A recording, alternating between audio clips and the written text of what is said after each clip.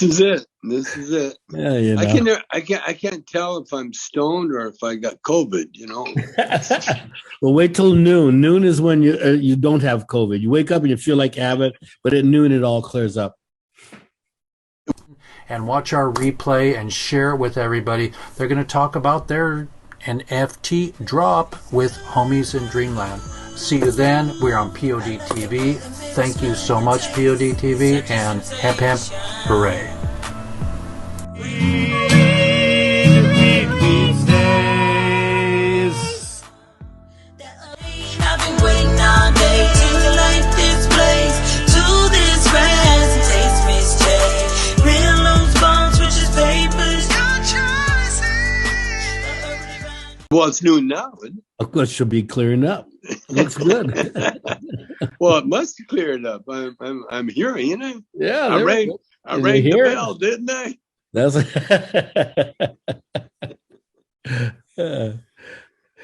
how's everybody? Good. Everybody's Good. fine. You know, we had, Shelby's birthday was well, the dinner was yesterday. Oh, Yeah, cool. February 1st. Shelby's birthday. Happy birthday. Happy birthday. She's what, 29 again? Yeah, she's unmentionable. Apparently, you can't say it. The age that cannot be spoken. Come on, Cheech, you know that. I do.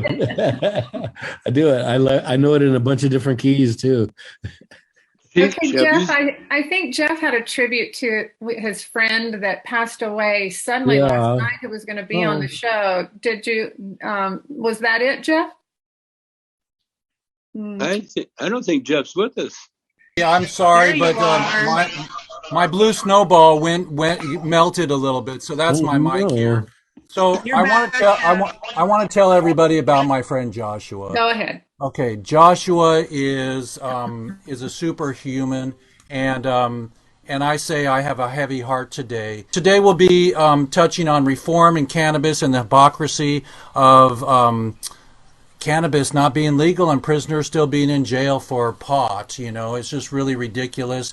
And in my lifetime, I want to get all the prisoners out through film and through the White House and ending prohibition globally. We're going global right now with POD TV, and we're going to be going on to Roku soon. And so we're really excited. I wear my really incredible smoking shirt today. So I'm happy here to be with you all and to have Cheech for the first time in our room. We're really blessed to have you, Cheech.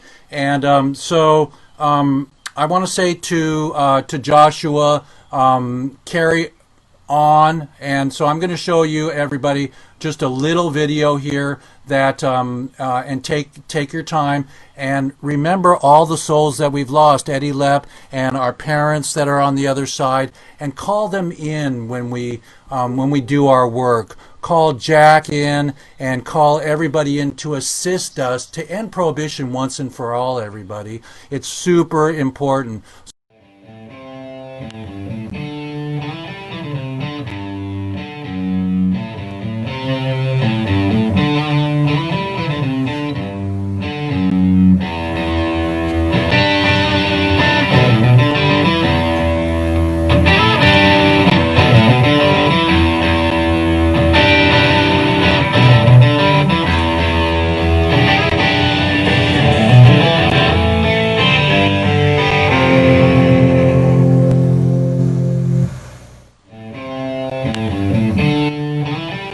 Josh, everybody, superhuman, superhero, need more like Josh.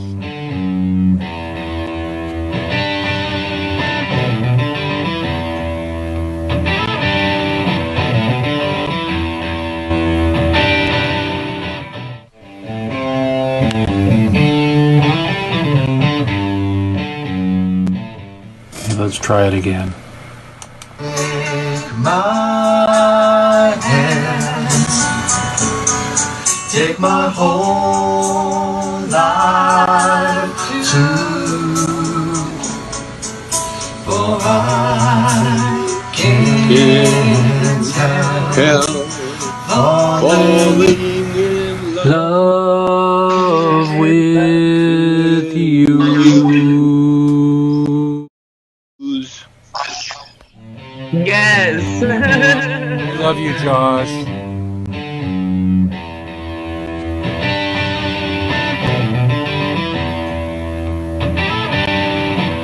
Live life big, everybody. Get out there. Let's end Prohibition together. Chevy Fresh with WEEDSDAYS today. And we're going to talk about NFTs too. But Josh, this show is dedicated to you, my brother.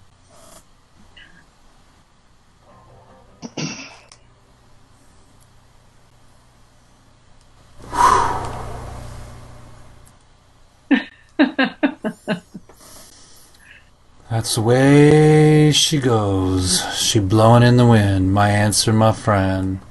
So love you, everybody, and my buddy Joshy. I'm overly heart heavy, but I'm very, very excited to have known you. Carry on, my wayward son. There'll be peace when you are done. Lay your weary head to rest. Don't you cry no more. Love you, man. This is Jeffy Fresh, giving you the biggest heart that I know how to give to my buddy and friend Josh. Stay with us in spirit.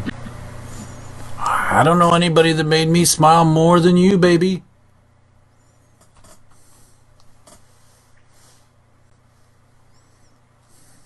Good job.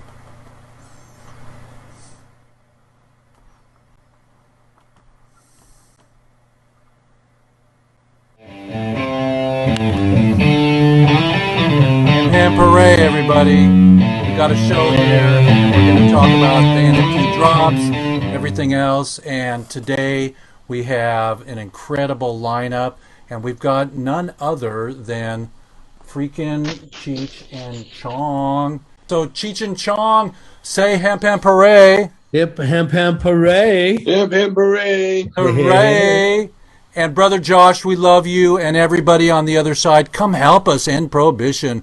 We've got our guest hostesses today. We have Joy Beckerman, a hemp incredible activist, and just a friend that we're just really navigating some incredible projects together. We have Amy Pova, who's incredible, going to get us to the White House. We have Vivian from HempFest. We have the team that helped Tommy and Cheech just do a giant mint in an hour. They sold out, and they'll tell you about that. And we have Cara. We love Cara, and we have a few other people. But don't forget Jack's son, Dan Herrer, like terror. So everybody, and Joe from the team. So everybody, we're going to learn a little bit about what is an NFT and what happened with Homies in Dreamland. But first, Cheech, welcome for the first time in our show. We honor you and love you, and you've laughed us through our childhood up to adulthood, but we're still children. I'm the Pee Wee Herman of Pod, everybody.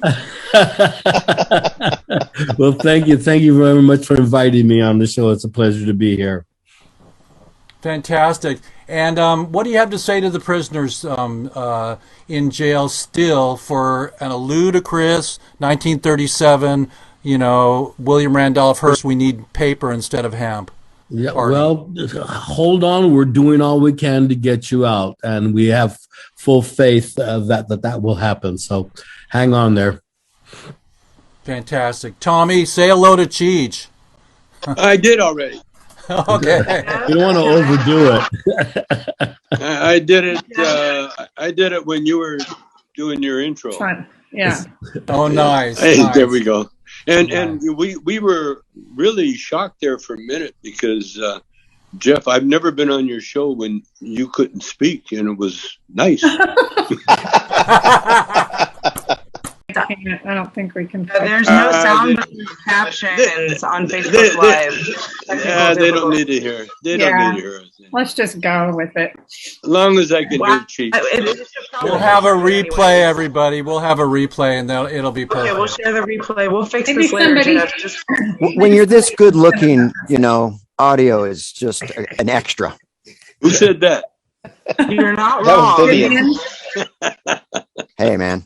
Just calling it out like it is, That's what. Hey. So here we go, everybody. I want to introduce everybody to Amy Pova.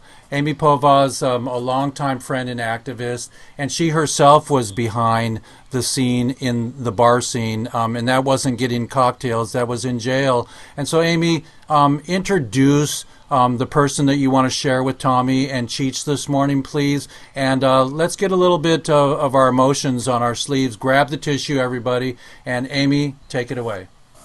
Oh, hi, everyone. Thank you, Jeff. It's always an honor to be on your show. It's an honor to be with so many wonderful advocates, prestigious people. Of course, Cheech and Chong, you guys are legends. But I started the Can Do Foundation after I got out of prison. I served 9 years on a 24-year sentence. Wasn't pot, it was MDMA. But I got clemency from President Clinton, and I launched into a campaign to get more women out because I met so many in who had actually done so much less than I had. The conspiracy law really hits women very harshly, wives and girlfriends, and makes you culpable for everything that kingpin or people you've never met have done in the conspiracy. So you become a co-conspirator very easily. And the lady that I want to introduce is Trish Albright. Her name is Patricia Albright, goes by Trish.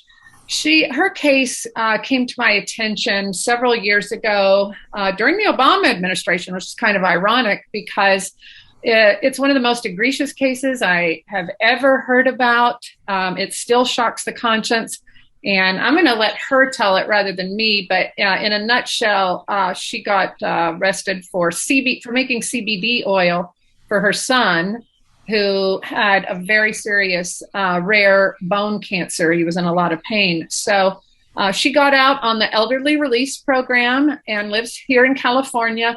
Trish, please come on and share 4 or 5 minutes of your story with us, because it also included forfeitures and just a horrible thing. And we would like the audience to hear about your story. And Amy, you were telling me in the back office before we let her on that the laws in California say you can't manipulate marijuana's molecules, and she was making CBD for her son. So we'll let her tell that story. Yeah. How else can you get CBD if you can't make it? You can't get caught. It's like you can't get caught with a Chong bomb. Okay. But, all right, Trish, you're the expert on your story, so please. Come on, Trish. I'm here. I don't know if you can see me or hear me. Yes, we can see you. Yeah, there you are. Oh, okay. I don't see myself, so usually. Well, I need to correct something. Hi, Amy. Hi, Jeff. Hi, Cheech and Chong. Great to see you guys. Loved your movies. Hilarious. But I want to correct something. My son Trevor died years ago in 1984 while I was pregnant with my daughter. But I was not making this oils and tinctures and butter for him. That's not true, right. Even though that's a huge part of my story, because his oncologist taught me how to make oils and tinctures and butters, right. And that's what got me interested in it. The oils and tinctures and butters that I made and the collective I grew was in 2010 and in the 2000s, and I gave them away for free, which is also a federal offense. That's exactly like selling it. We were completely legal under state and California laws, but it doesn't matter. In federal court, you cannot, well, they call it manufacturing, but when you change marijuana from the plant, but you cannot grow one plant in federal court. It doesn't matter if it's legal in the state or if you comply or if the sheriff's been out to your collective or if you have AIDS and cancer patients and heart patients in your collective. We were completely legal. We completely were so careful to adhere to the California state laws, and we still got busted. They did take 2 beautiful pieces of property, but the tinctures I made and the oils I made were for vets, for cerebral palsy patients, dialysis patients, cancer patients, AIDS patients. And because we had the collective, and because those things are made, or at least I made them with the THC and the duff that came from trimming all of the 88 plants or whatever we had, I was able to give it away for free. And that got me too well known, because people with cerebral palsy, as you know, of course, have a tremendous healing properties that really benefit from the healing properties of marijuana. People with arthritis, people with cancer. My son used his oncologist when he was dying after his 3rd time of being diagnosed as terminal. His oncologist risked her license to teach me how to make these things for him. And at the time, I didn't even know how to get a hold of any. So I got some through some people, and it helped his end of his life. It helped him be relaxed. It helped him be able to eat. And because he was on 650 milligrams of morphine drip per hour. Your testimonial of CBD is helped his quality of life on his way out. Yes, it actually made his end of his life so much better, and it made everyone who was in contact with it. We grew organic, beautiful plants outdoors, and when the feds came to take them, they very carefully loaded them in the back of a truck. They didn't throw them in a big dumpster. They cut them down carefully, and strangely enough, they lost all the evidence of 88 plants. And they lost the aerial photos of the 400 plant garden that was next to ours. They wanted the land. This is what I've come after many years of fighting them, which I didn't have any idea there was no way I could win. I went to prison for 4 years. My son also went to prison. They went after my 2nd son, mostly because they knew about they didn't go after anyone else in the collective, but they knew about my 1st son. And so in order to try to control me, they went after him. And again. And how did you come out? How were you released?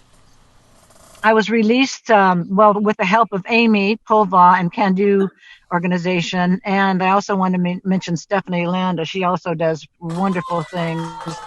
But Amy kept in contact with me, and we were going for a clemency, which I never got. But President Trump's First Step Act I was the first person released from Dublin. I'm pretty sure I'm the first person who was released from Dublin, only because I forced it. I went to the then assistant warden and I said, so according to these laws, I comply with all the parameters of the law, the First Step Act, and I should be getting out in X number of months. And she says, Ms. Albright, we're not in the business of letting people go. It's, I was one of, I think, 2 other pot defendants in there. And I'm so grateful for people like you that are advocating for pot defendants. People don't even believe me when I tell them that people are in prison for life for marijuana. I still have people in the industry that say the same thing.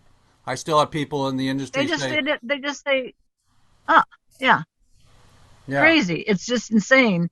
We're glad to have you home. We're glad to have you home. Thank you. And our condolences to your family and to your story. Amy, anything more? Well, just in summary, Patricia and I were talking earlier, and we did have to fight. She got out on the early release program, which if BLP would do their job, they should have just identified her and had her out the door. But the drug war is really about money. And when they determined that she had to grow and property that they wanted, they really descended on her. And just one last thing, Patricia, I'll let you say it. When they took her grow, they didn't put it in a dumpster. They didn't burn it. You could tell that they were. What did they do with it, Trish? And then we'll move on. Well, I'll reiterate, but I already mentioned that they were very careful with the way they handled it. I mean, this was big plants. They were 88 plants, and they were large and very well cared for. Right at harvest time, they came coincidentally, and they laid it down. They were ever so careful with this beautiful medicine. We're proud. And again, it disappeared when we later on, years into it, I fought it for 5 years. We wanted a sample of the medicine, and oh my gosh, it was lost. All that. Thank you. We're proud to have you out and home, and to be back in action and be an advocate for us, and to be on our show and to meet Cheech and Chong. Joy Beckerman, why don't you ask your question and introduce yourself to Cheech and Chong? Oh, what an honor and a pleasure. I had briefly met Tommy when you were here in Seattle for a Washington Cannabis Alliance conference. Thank you so much for being our keynote probably 5 or so years ago. Do you remember that? Yeah, of course. Well, I remember the event. being told. I remember being told about it. You remember Washington. The rest of us. What an honor to have you here and again, and to be with everybody. Thank you so much, Jeff, for having me on. And of course, I'm looking at two of my very closest brothers here, Vivian McPeak, founder of Seattle Hemp Fest, and Dan Hare, like Terror. It's so great to see you guys. And then I had a quick request, but we'll see if we can get there. My question is, in terms of your inner sense of justice, because obviously, laughter is the best medicine, and you're just epically heroic at those things. But in terms of your sense of justice, mine came from my father, who's a lawyer who raised me by himself. Where did that piece come from? A sense of justice as a core value. Who inspired you with that sense? Are you talking to me? I'd like to know from each of you. And yes, Tommy, I'd love to start with you. Thank you. You're talking to me. I'm talking to you. Well, when I saw firsthand, that these bodybuilders that I admired, the guys that are so healthy, if they took a drink and it had sugar or alcohol in it, they'd spit it out. And but the only substance they would use to improve their health and improve their body was marijuana, cannabis. And so I knew I was on the right track. And then when Cheech and I got together, we experimented with everything that came our way once. Both of us were like, Cheech was raised by a LAPD, and so being a stoner wasn't really in his range. But and me, I was destined. I really wanted to be not a professional bodybuilder, but a amateur bodybuilder, because what they wanted to do, what amateur bodybuilders do, at least my guys, was to work out and lay in the sun. Period. and find either a rich wife or somebody to support you. So that was my plan. But then, as it turned out, Cheech and I met, and we come up with a pretty good act, and as a result, we got very popular. But I never really had, I being mixed, being half Chinese and raised in Calgary, Alberta, Canada. I knew all about racism, and I knew all about being the other. And when I met Cheech, we were both in the same boat, and so what we did, I was almost by accident. It wasn't by design. It was like both of us. Cheech he'll tell you about his meditation, but we neither one of us were gung ho on becoming anything more than happy at what we did. Didn't matter what we did, but as it turned out, we connected, and so we became very successful. But the success came from the marijuana that when we would smoke it, we would think of crazy things, but they were also dealt with, the problems of racism, basically. And that propelled us to where we are now. And even me going to jail for bongs, I mean, it shows you how desperate the government, especially George Bush and the boys, how desperate they were. They had, here's Bush starting a war in Iraq, and he had no hippies to oppose him. And so they kind of invented that. Well, that's what the only thing that we're. You mean you're the one that went down for George? Yeah, so we're selling the bongs, and that was the only thing that they could get us on, and I was, it was diversion. They were taking the America's energy away from the war to you. Well, no, they're looking for protests. They need an enemy, you see, and that's what during Nixon's time, it was the hippies and the yippies. They were the enemy, and so that kept the war going on for another 5 years, I would say, because now they had someone to go against. Well, with me and the bongs, there was really nothing to go against. I mean, how do you demonize a water pipe? And everybody knew that. And when I went to jail, and by the way, I could have beat it. I could have done a lot of things, but I wasn't guilty of anything. And so I actually I did look forward to going to jail because, I'm a writer and kind of like COVID. Yeah, there's a lot of, by the way, when I got out of jail, they said to me, the press, they said, how was jail? And I said, well, you'll find out. And I didn't know how prophetic I was because everybody's found out now. Everybody got under house arrest during the pandemic. And the way everybody is now, it's like being in jail. Line up and wait. Line up, I be think tested. Also that bravery that you speak of is I've been doing this for 30 years now, because if I go to jail, I'll just write a book. I don't have, and I used to sit on the National Board of Directors for Normal. Lawyers are accessible to me. I'm in that field. So what are you going to do? Yeah. I'm going to speak my truth. I'm going to do my thing. Exactly. And when I was in jail, I met everybody in jail. There was athletes that were in jail incognito because they had done something. They had to go to jail, but they still had to play sports and everything. And so there were there was a Nixon speechwriter in jail because he wouldn't turn on Marcos, Imelda Marcos. There were people with tax problems. Is this new? This is new information to Cheech. Okay, hearing this for the first.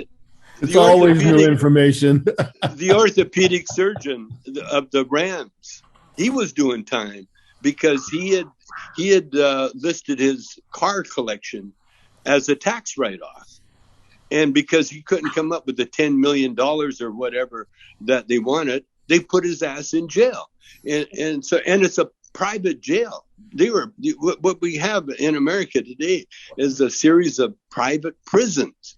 And so when Cheech and I become the richest people on the planet with our NFTs and our delivery service, our cannabis delivery service, what I want to do is purchase some private prisons because hey, that's put hot tubs in there. Put hot tubs and turn them into nightclubs. Well, we had all that.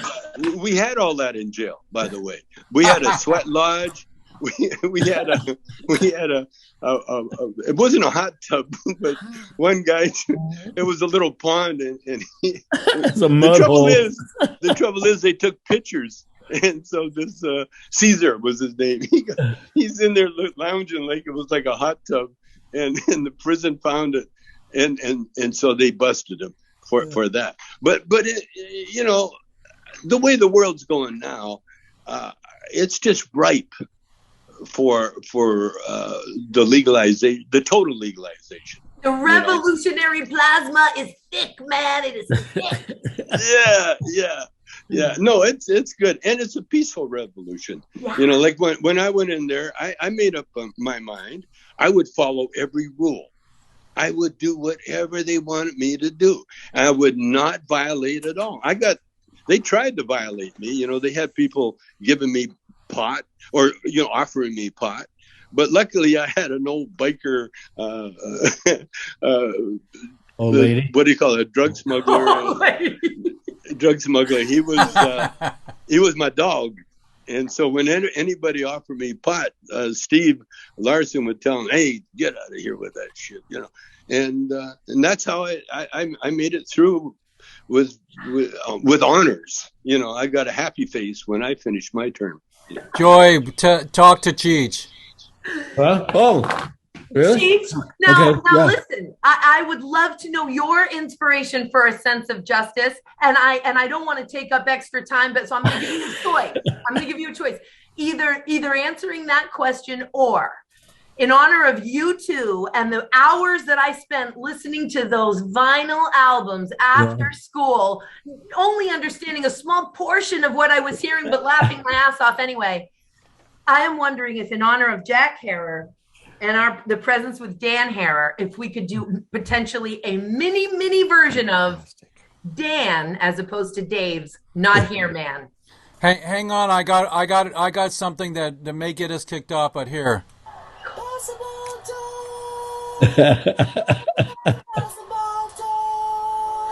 So I just wanted to share that with you guys. Well, thank you. Your choice, Cheech, your choice. I'd rather go for the Justice Department. You got it. Actually, it's going to sound weird because my father was LAPD for 30 years, and several members of my family were also LAPD and in the hierarchy of it. But I think I've got my sense of justice and what is right and wrong from Catholic education. Come here. I went to Catholic school from grade 4 to graduation from high school. And during that process, I realized that the Catholic education and the church is very schizophrenic. There was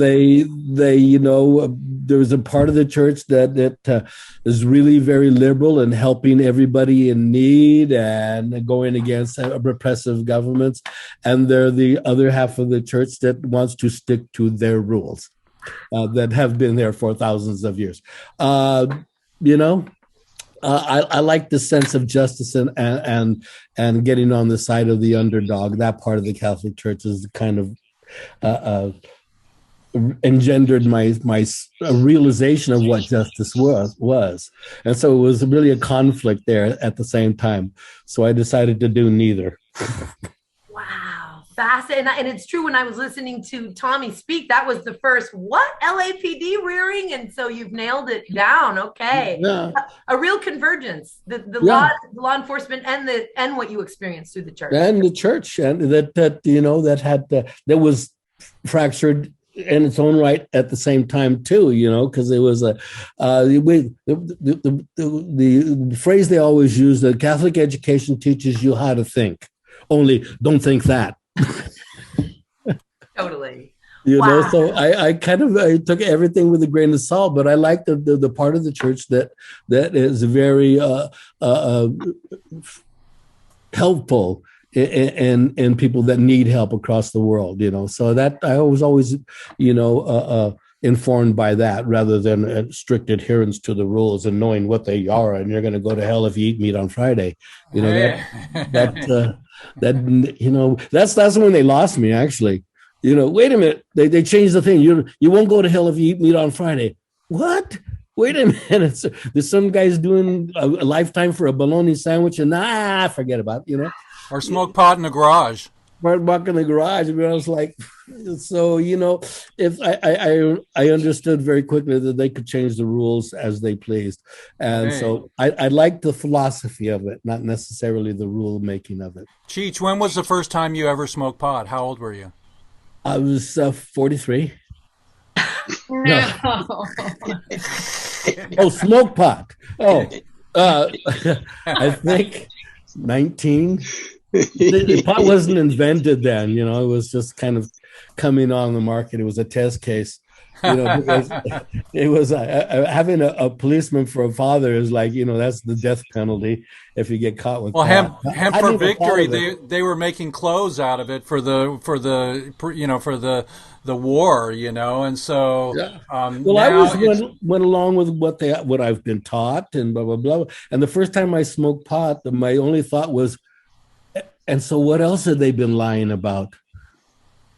Exactly. You know, wait a minute, this is not exactly what they described. I like this, you know. So it's great to have you as an ambassador, man, and to be on our show. We're going to get to the NFTs in a minute. Your team, and they're going to share us. They're going to share us your successful launch and your sellout. Dan Harrer, son of Jack. Pam Pam Pere, we love you. Dan, we're glad to see you upright. Dan is healing and being in a great space. Say hello to Cheech and Chong, Dan. Hey, Dan. Hello, guys. Last time I saw you both in person was at the 2010 High Times Awards in Hollywood, and you presented presented my father a Lifetime Achievement Award on stage there. Cool. You still have it? Still have it. Oh, good. There we go. Because it's for lifetime, you know. It's not like you can use that all your life here. Get out of jail free card. Well, let's hope that becomes a reality for everybody. Wouldn't it be just great, man? It's just like to make Jack's dream come true. Well, I think that's become all of our dreams.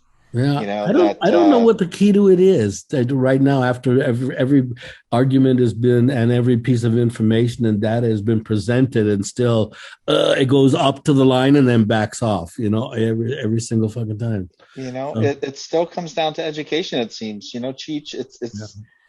People are so hard to let go of the lies that they've learned.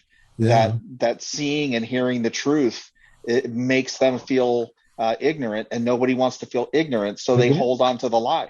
And what else they've been lying about? That's really what went through my mind is when I smoked pot for the first time. It's the evil, they're going to go to hell, it's devil's weed. And what else have they been lying about? Yeah. Because that was none of those things, you know? But it's okay to drink wine. Yeah. Well, I think you should drink wine at the same time, but that's just my personal. So Kimberly is. We'll just bump in with Kimberly for a second. Sorry, Hi, Kimberly. No. Kimberly is from POD TV, and that's my parent company. We're going to go to Roku pretty soon, and just say hi to the boys. Hi, boys. Thank you. This is such a beautiful topic.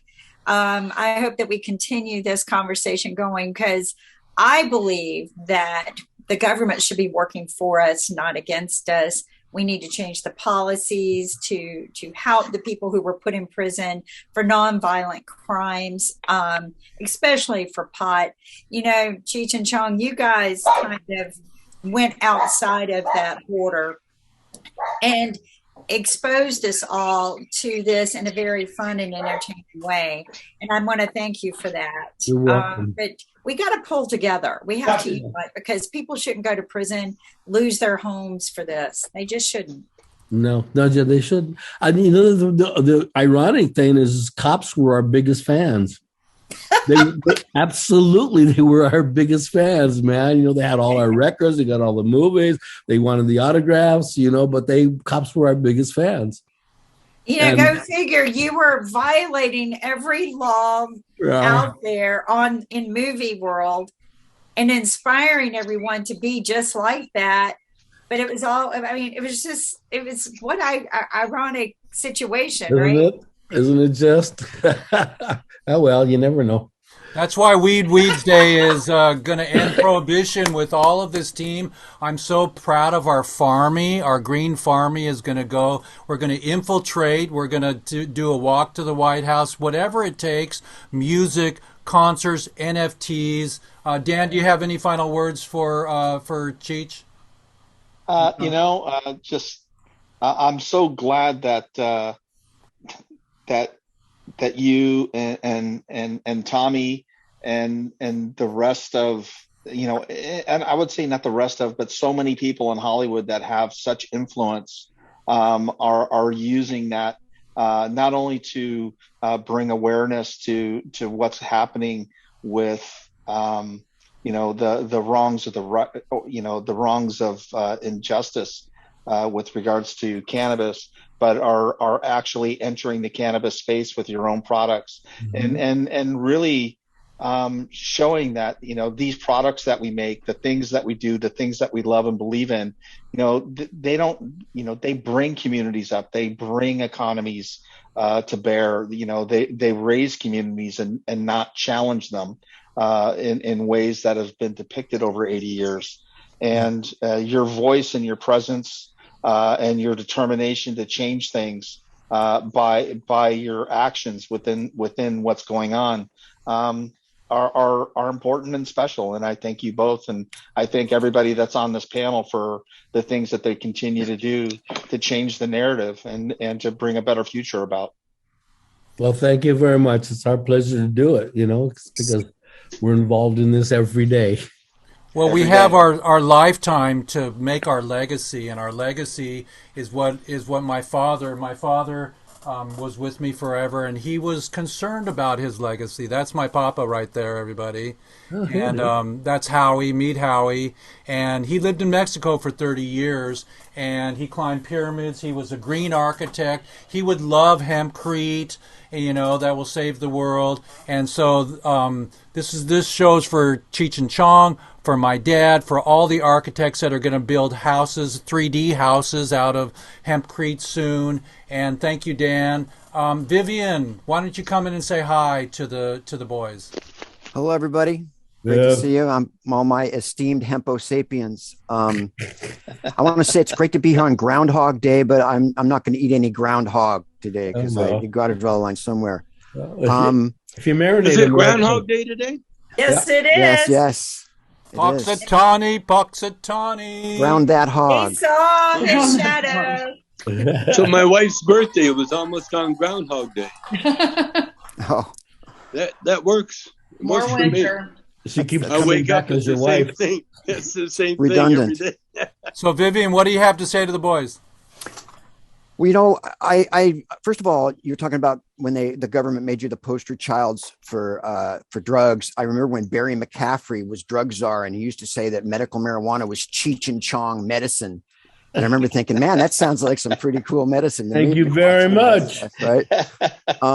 But I want to say that we do have to legalize cannabis. And I hope that the form of legalization we have is not what we have now, because what we have now is an extinction event for our legacy farmers who in places like Mendocino and Oregon and places that the people that made it happen are now getting edged out by this kind of regulation and taxation system that we have. And I just want to make a plug for them, and also for that our cannabis should be done with regenerative organic farming, because our current agricultural methods are killing the oceans, frankly, and contributing to climate change stuff. But I first became aware of Cheech Chong, I think it was 1971. I grew up in Los Angeles, and I think it was 1971 that I started seeing bus stop benches, and on the back of the bus stop benches, the front, but where you leaned against, they would have like a cartoon of Cheech Chong. And I think it was for an FM station. I think you guys had a show or something like that on an FM radio station. It was KRLA or something. KMET. Okay, yeah. Yeah, and I was like 12 years old, I think, or 13 or something. And of course, your album came out, I think, that year, and I got it, and it just changed my life. I was like, okay, this is the coolest thing on earth. I remember when my grandmother heard me listening to it and went through some kind of crazy changes. But my question, and it'd be great to get some Cheech Chong records made on hemp plastic, right? Would be a kind of a cool thing. But anyway, my question is, who gave you your first big break? We got signed up with Lou Adler, who was the world's biggest the big producer, record producer at the time. He saw us at the Troubadour, and he had grown up in East LA, so he was very knowledgeable about that culture and saw what we were doing. We came into his office the next day after he saw us, and we signed up with a record deal with him. And it happened out of the blue after having pretty much lived close to being on the streets. When you have a goal of having to get your hands on $1.50 every day, that's kind of where we were at. And the rest is hempstry, as they say. Yeah, hempstry, absolutely, man. And Tommy, do you remember how long our record had been out, or we had just made our very first record when we got asked to open for the Rolling Stones at the Forum? Whoa. I was about a year. Yeah, maybe less than a year. Our first record was I think it was about a year. Yeah. Our record came out, and then everything happened all at once. Yeah. It was from living from straight on the streets to opening for the Rolling Stones at the Forum. Inglewood Forum, right? Yeah, exactly. Yeah, and that was incredible. Yeah. That was the first time I heard the Stones rehearse, and they were so loud I couldn't take it. I had to leave the room. My ears are still ringing. Baby. And remember who else was on there? Santana, who opened for us. No, and who else? The female singer, the cowboy. Who's it? Willie. She's got great. No, the girl. Dale Evans. Katie Lang. Bonnie Raitt? Was it Bonnie Raitt, Tommy? No. She was a country singer. Dale Evans. I love that one. Was it in the 80s? I met Dale Evans. Early 70s. Yeah. I met Dale Evans. Loretta Lynn. No, I don't think it was anyone. I don't remember a girl being on the show, but then, No, she was. They had some good weed back then, man. Yeah, really. Reba McEntire. No, dark hair, black hair, and then she turned gray, but real pretty. Crystal Gale. No, not Emmylou Harris. Emmylou Harris. Emmylou. You on the show? Emmylou opened. Yeah, I talked to her. That's why I remember. Oh, because I loved her record. I loved her singing. Oh, way to remember. Yeah. Well, I remember beautiful women. I have no problem with that. That was a memorable night. I mean, it went from in the inside of, I think it was inside of a year. Our first record to come out. We had gone from collecting pop bottles on the street to opening for the Rolling Stones at the Forum. Yeah. And that's how quick it went, man. It was it was cool. Somebody asked me that the other day. You guys ever play the Forum? Oh yeah, there was this one time. Yeah. Did you see that new stadium next to the Forum? It's like giant. It's like Mars. Yeah. Was the one that Rams kicked ass in? Yeah. They're going to have the Super Bowl there, and it's just it makes the Forum teeny. And I used to see Wilton, Jerry, and Gail Goodrich play there, and Magic and Kareem. Well, Dad had tickets. My dad had tickets. Hey, listen, before we get off this, let's mention the NFTs before we run out of time. Okay. Here. All right. Okay. Let's go straight to Joe. Let's go straight to Joe. Joe, give us a little background for the metaverse and for our universe. Everybody, this is Joe, one of the lead people on Cheech and Chong's Homies in Dreamland. Their NFT drop that they just dropped successfully. And Joe, tell us what an NFT is for the layman, because we're going to Portugal right now. We're going to Uruguay and Mexico. We're global on POD TV. So tell us a little bit about that and then their project. Hey, Joe. Sure. Hey, Joe. Hey, thanks for having me on. I appreciate it. I do want to say that there was a very large team that was a part of this, and I'm just one small part that could come today. The quick and dirty for an NFT is really, it's a unique data. It's a set of data that's employing technology that allows digital content such as videos, songs, and art to be logged and authenticated on the cryptocurrency blockchain. So if we were to look at what makes a valuable Picasso or Renoir so valuable through Christie's or other places such as that, it's because they have a long process of verifying that it is the real item, and they can track it back for centuries sometimes for some of these pieces of art. So NFTs is bringing that to digital items and making sure that it is essentially authentic and unique for this piece of code. So non-fungible token, essentially. So what we've done is we've managed to work with Cheech and Chong to bring their legacy of art and entertainment into NFTs. And they coupled with an artist, Jermaine Rogers, who has a long-running history of art, but also NFTs as well. And we created 10,420 unique pieces of art that were all randomized to create a unique character. So out of 7 different characters, there was essentially this this story that was created where Cheech and Chong were, given this magical herb and transported to a wonderful dreamland where they met these guides on their adventure, these homies in dreamland. So there's a fun set of these creatures that you can view if you go to myhomies.com. You can view a little bit of the story, see some of the beautiful art that was created by Jermaine Rogers. We also had a Chicano artist, Hood Van Gogh, who did all of the marketing art that you'll see on the website. And it's just such a really wonderful story that kind of transforms you into these 10,420 unique tokens. We actually only have 5,200 holders. So they are a finite collectible. We have 5,200 people currently. We're starting to get more and more as people purchase and then find their forever homie, and it's a fun ecosystem. But if you go to myhomies.com, you can click on the Discord link, which takes you to a thriving community. Shout out to our Discord people that are watching right now. They can't hear us, but they're still paying attention. And then also OpenSea.io, which is one of the marketplaces where if you're looking to grab your first NFT or maybe it's your 500th NFT, that will transport you to that there. So, and shout out to, I believe, God Cloud on the bottom there. He's an OG in the NFT industry. We've met up many times. And one last thing I'll say is that, this is a project by Cheech and Chong and their merchandise partner, Easy Partners.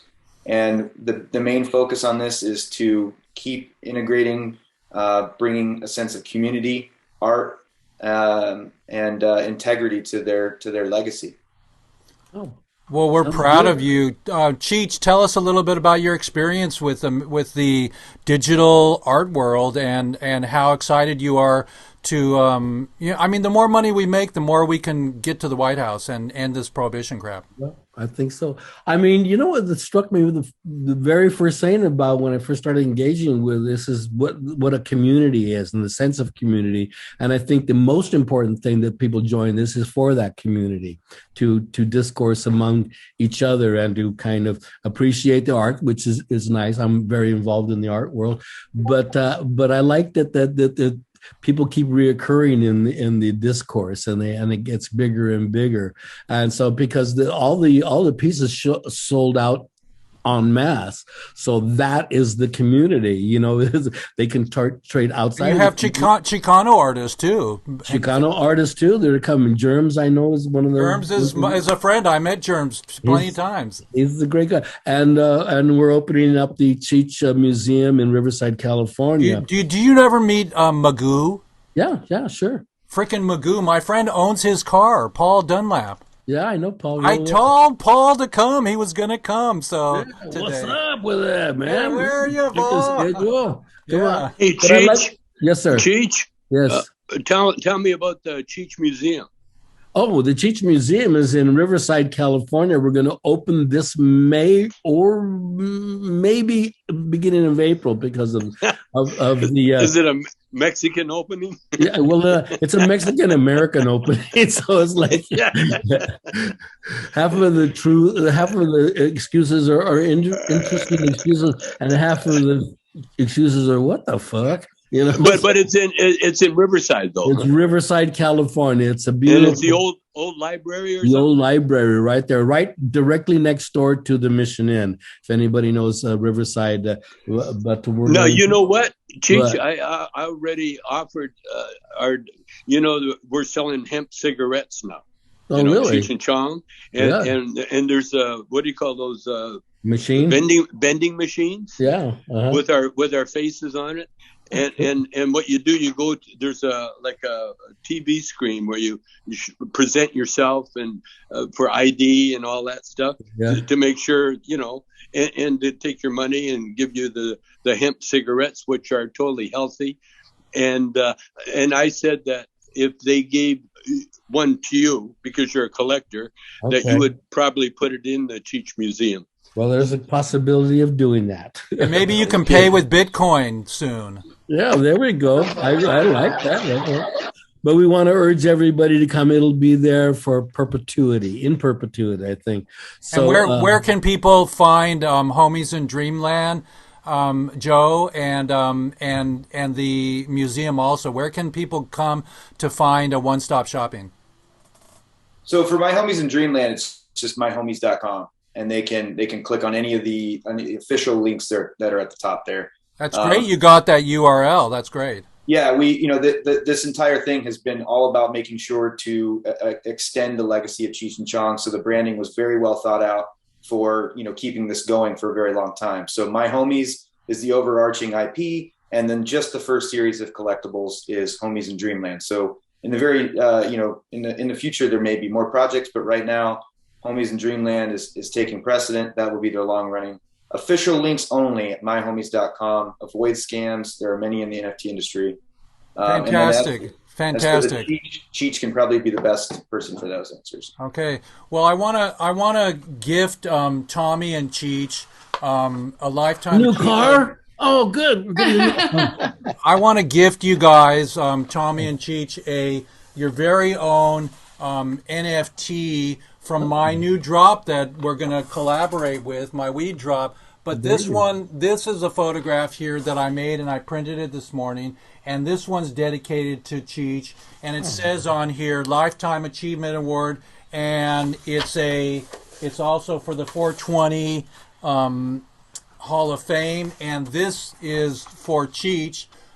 For Tommy, I made you a black and white one, and this is my photography. We're going to be dropping the 1 series, and these are going to be also NFTs, and so I'm going to send these to you. So in the back office, both of you send me your mailing address, where you want it to go to, and and I'm going to give you these beautiful prints. But this is all my Photoshop I did last night late. We're just proud to have you. Thank you. Help free the plant. So these are NFTs, and they're going to be, and I want to honor you with that, and looking forward to doing my own drop with you. And for our relief fund, we're going to be doing a golf tournament with Dan for Jack. We're going to do a Jack Memorial and raise money in California this year. We're going to organize that up, and then maybe have a concert. Maybe we'll get Snoop and Willie, and we'll do a concert and sell NFT tickets to the concert, and we'll all collaborate this and raise the awareness. So when Amy and I and Cheech and Chong and Vivian and everybody online here goes to the White House, we can sit in the Supreme Court just like gay marriage got it, and we can give a little bit of our testimonials of where we've been and why this is an old school idea, and we need to end it in our lifetime and bring our prisoners home. That would be wonderful. When we if we can work towards that, it'll happen. So I just wanted to gift you those lifetime achievement awards. Thank you very much. And Tommy, you get one too. And Cara, say something to Tommy and Cheech. Y'all, I'm bring my car back.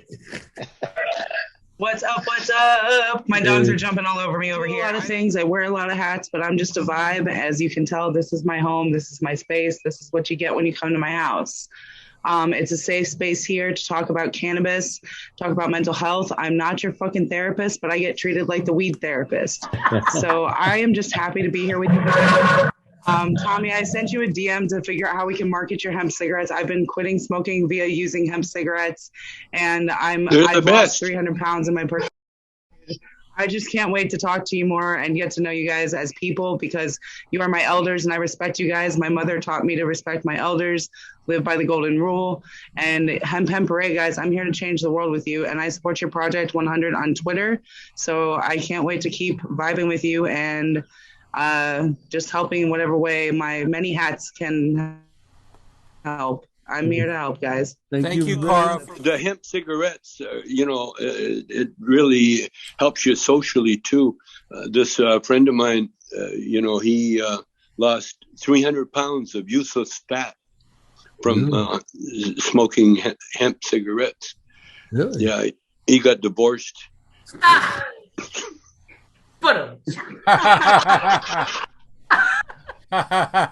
Bada bing. Been telling me to get divorced, but I love my husband, man. He's over there. His name is Kenton. He's a cool guy. He's wearing the Dude Abides shirt because we like going up there and visiting the dude up in Michigan. All right, guys. I got another thing to do, and it's been a trip talking What do you to got guys. to do, Cheech? I got something to do with my What you wife. got nothing. Hey, With my wife before wants you to do take something. off, So, before you take off, dude, that's where it stops. Yeah. can I Okay. Before I jump into take- this real quick? Sure. I'm sorry. I just want to say hi to Cheech Marin because he friended me on I think it was LinkedIn, and also I want to say hi to Tommy. I don't know if you remember it or not, but I drove you to the San Francisco airport after we got kicked out of the La Quinta, and you gave me your yeah. Good to see you again, bro. We're still Yeah, both how are in you the doing, game. man? I'm We're doing still- great, man. I'm living in Hashland up in Southern Oregon, growing the most beautiful herb with my 14-year-old son. He's like, you got to come up and visit us, you guys. Okay. I just want to say hi to Anytime. Vivian. Yeah. Thank you, Paul. Thank you so much for what you do and what you bring to our community. This is our new farmy. This is our new farmy. We're going to get to the White House and end Prohibition. We love to Forget go. the party and let's just get it done. Bring the prisoners home. And through all the things we're doing, we're on Weeds Day, everybody. And one last shout out from God Cloud. Say hello to the boys. God, yeah, for sure. Yo, my guys. Hey, awesome. Meeting you. I think this is my second or third time talking to you guys. I'm friends with Joe. Shout out, Joe. What's going on? We've been in this NFT space for a minute. I always say it's super cool hearing the stories. I actually got to work with George Lopez not too long ago, and now I got a project coming out with Carlos Santana's band. So it's dope hearing you talk about. I'm getting I'm really excited. I did the music. I'm getting some of the other parts back today, so I'm excited to hear that to get that work on that. So hey, congrats on the project. You guys ever need any support? I'm here. Yo, just want to see you guys keep going, and curious to see what you guys keep bringing in the future. Much love, yo. Thank you very much, God Cloud. Thank you. All right, guys. All right, you guys Much be love, good. Hey, Jeff. And maybe we'll see you Cheech, next Wednesday. Yeah. Cheech, are you going to the before you Super leave. Bowl? What? Are you going to the Super Bowl? I'm going to watch the Super Bowl. You're not going to spend $75,000 for a ticket? I am not. Are you going to have nachos? Gonna smoke a I Super am. Bowl. Okay, nachos at the Are you- Super Bowl. Are I'm you gonna have- inviting everybody over to your house to watch I the am Super not. Bowl? I've done Everybody- that before, and I'm not I going will. to do it again. Everybody, Invite before, everybody to Cheech's house for the Super Bowl. before we leave, I'm going to get a screen capture of everybody holding the weed sign up. Hold the weed sign up, everybody. 3, everybody ready. We got it. Okay, cool. Love you. Love you. We'll see you next we're time. on Weeds Day, everybody, and All I'm right, going to man. roll out Love you with our guys. Guys, be outro. good. Bye, guys. I'm going to share and roll out with our outro here. Bye. And Thank here you, Cheech and we- John. here And we Thank go. you. Here Oh, I we love go. it. Much love, everybody. Have a good one now. Thank you, Cheech. Thank you. Thank you, John. Okay, here we go. Thank you, guys.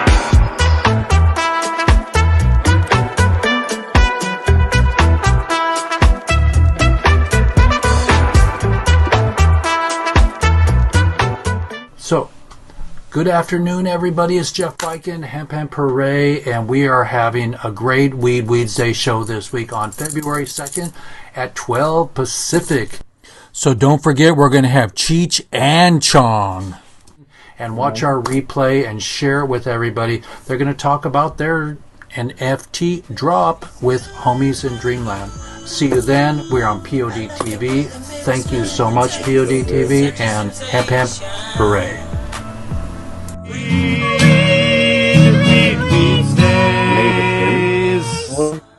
I got me a jingle, you guys. Real loose bones, switches papers. Got me a jingle, everybody. You like my jingle, everybody? I got Weeds Day. So we got Viv and we got Scott left in the room, and Cara and Paul. We love you. So thank you so much, everybody, for meeting the boys. That was epic today. We're still streaming on Pod TV, so POD. So universe and world out there that are watching us, help us end prohibition in your country. And just keep on track, everybody. Keep on track. And yes, cannabis will change climate change.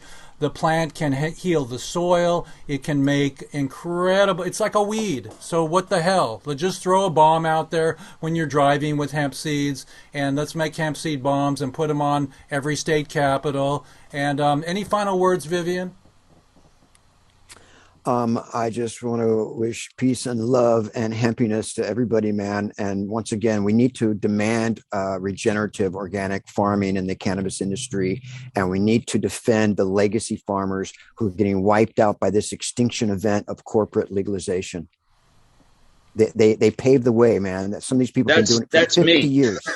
50 years. Hey, Viv. Thank you. Thank you. I just want to say, Vivian, thank you. I love you. Great to see you. You're looking good. I'm glad to see that. I'm a reflection. I'm going to be watching. Super Bowl. That's the Super Bowl. That's it. Hey, Cara, any final words, Cara? I just want to say I respect you guys, and everything you had to say today was just so much information that was valuable to me to help me along the way and become a better person for my community and the community that I helped to build here in my town. So I'm going to keep my community safe as we work towards ending prohibition. I think it might start here with me using my voice a little more than I have in the past. So I'm going to use my voice for the good of ending cannabis prohibition for the globe, because I think it's a global privilege that we should be allowed to share. It's a plant. We share it already. It helps us grow stronger together, and we think of ideas together because of it. So I'm a creator, and that's why I'm here, to just create history with you guys. And I respect my elders. So thanks for having me with you guys. My weed dad is Scott York. He taught me how to be the weed girl that I am, and just kind of be yourself, to like go out there and do what you need to do to help to make changes for the younger generation. You know, I mean, Scott and I are similar in a lot of ways. We don't have kids yet, and we just kind of do our own thing with weed, and we coach people how they can use it to better treat their ailments legally in the state that you live in. So I'm Indiana's cannabis coach, and I'm just here to say hi, but I'm thankful so much for you older people that teach us all the things we need to know so we can pass that on to our younger generation and teach them that cannabis is okay. So that's why I'm here. I want to teach. Great to have you and your generations. And thank you so much for being with us, everybody. We're going to be out of here, and I'll post an edit when I get my breath, you know, and sorry that YouTube, everybody, was not having any sound today. Don't know where that came from, but maybe from my back office. But we do got a recording of this show. Love you, everybody. Peace out. See you later, Viv.